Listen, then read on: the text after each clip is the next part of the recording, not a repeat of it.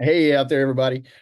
I wanted to read a little bit from Steinbeck today from The Grapes of Wrath. If you're not familiar with this, can't recommend it enough that you go read this novel. It's set during the Great Depression, during the Dust Bowl, when the land had dried up. It was no longer producing crops, and all these families were forced off of their land. That was the land that their family had owned for generations. They had worked this land, provided for their family off of this land, and now they were left with nothing. Now the land wasn't producing. They couldn't pay for the land, couldn't pay to stay on the land. And what happened during that period of history is there were promises of higher wages and promises of a better living out west in California. So a lot of the families, they packed up everything they had, they loaded up, they headed out to California, and often it was not quite what they were promised. But in the beginning of this novel, Steinbeck starts off by describing the landscape and how dry and desolate everything had become. And he talks about the men who had gone out to look over their land. And as they're sitting there pondering what they're going to do next, this is what he writes. And the women came out of the houses to stand beside their men, to feel whether this time the men would break. After a while, the faces of the watching men lost their bemused perplexity and became hard and angry and resistant. Then the women knew that they were safe and that there was no break. Then they asked, "What do we do?" And the men replied, "I don't know." But it was all right. The women knew it was all right, and the watching children knew it was all right. Women and children knew deep in themselves that no misfortune was too great to bear if their men were whole. Man, what would we do today if we were faced with that same situation?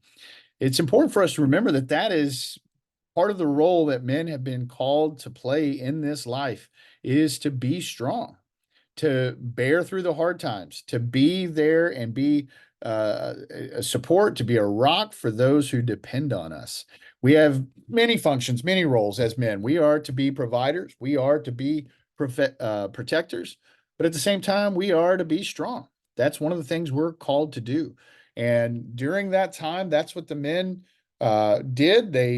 They didn't get down. They didn't say, "Oh, poor me, I'm the victim. What'll I do? Who will come and save me?" They said, "Hey, times are hard. I have to be hard too. Times are hard. People are depending on me. I've got to be strong for them." And today we can't talk like that. Today we've incentivized men to become weak. We've incentivized men to become victims. If a man is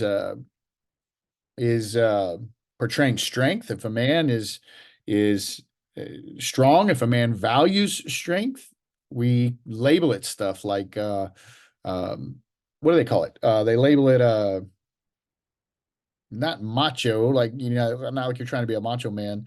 It's a word. What do they call it? Toxic masculinity. Oh, I couldn't think of that. Yeah. So if you're strong and if your grit is there and on full display, they'll label you. Oh, that's just toxic masculinity. Well, it's called being a man. It's called manhood. And I'm not saying we need to go out and we need to all flex our muscles and try to lift heavy stuff all the time. But again, we need to understand that part of our role, we're called to be strong whenever it's required of us, whenever people depend on us. And today, that's just not emphasized, it's not taking place. And I think about what Steinbeck says: women and children knew deep in themselves that no misfortune was too great to bear if their men were whole. Women and children are looking everywhere for a strong man today. Women and children are looking everywhere for their men to be whole, to say, "Look, I know things are bad, but it's going to be okay."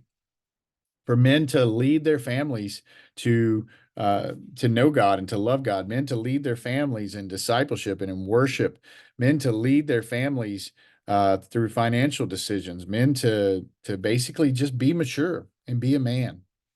Again, not talking about macho. I'm talking about living up to that role of being strong, like we've been called to be, because the saying is absolutely true.